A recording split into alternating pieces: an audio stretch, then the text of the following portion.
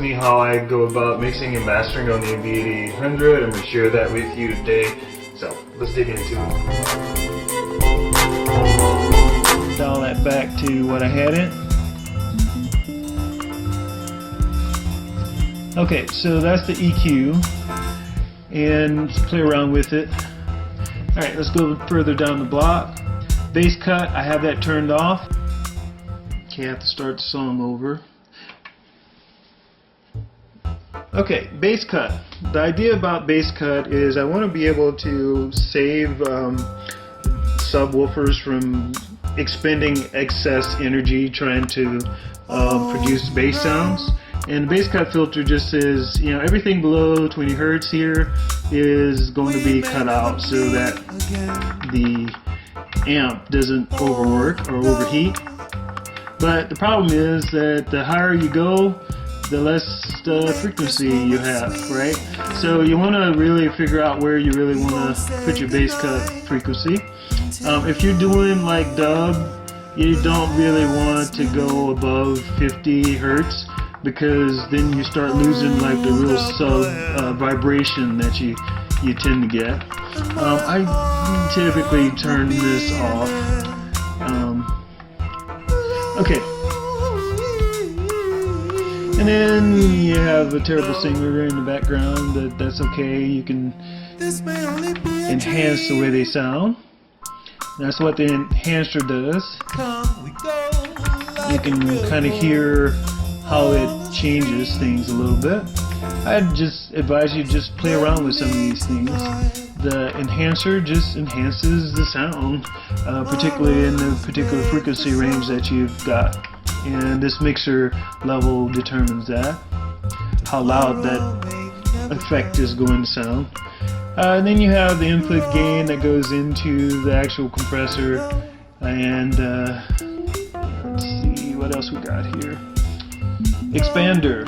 I typically don't have the expander on, but if you turn it on, you can kind of hear how it squashes the sound. It's not supposed to. Okay.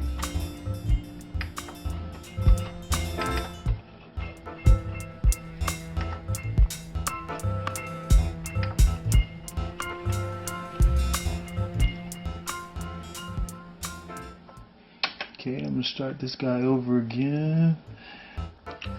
Okay, here we go with the expander piece. Now, anytime you're on these toolkit settings and you're making changes, you can always switch it off to see the difference. Hear that? And I tend to start with extreme changes so that I can hear what the change is or what this particular thing is doing. Okay, so I'm going to turn that off. Now let's move on. Here's the compressor block and all the same things that you saw in the main kit, main screen. Then there's a mixer for the output. And so you really only get to control the output of each of the bands, and we've already seen this on the main screen. Then there's the idea of the limiter, which basically limits the sound to a certain volume. So now I don't get any louder than 10 decibels when this guy's turned on, and I'm immediately attacking it. Turn it off, and you can hear the difference. Then there's the idea of clipping. So basically whenever sounds are going too loud, they clip, and that's a problem. It creates these weird sounds.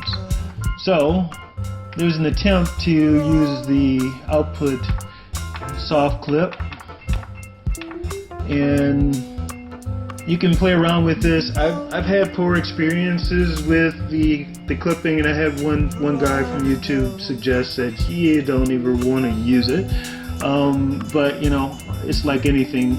If you learn how to use it, then great. If you get some good settings for it, you may find good use for it. Typically, I have it turned off.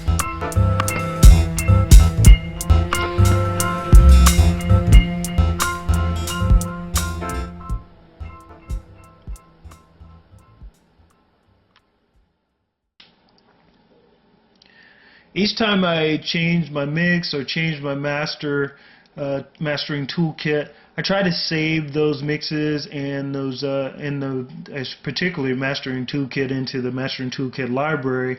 I also burn a CD of the output of a mastering session, and I take that CD and I stick it in my car stereo, and I stick it in my home stereo, I put it into my computer, and I listen to how each of those particular pieces of equipment represent the sound that I try to master. And then I go back and I make some changes to the mix accordingly, or to the mastering toolkit accordingly.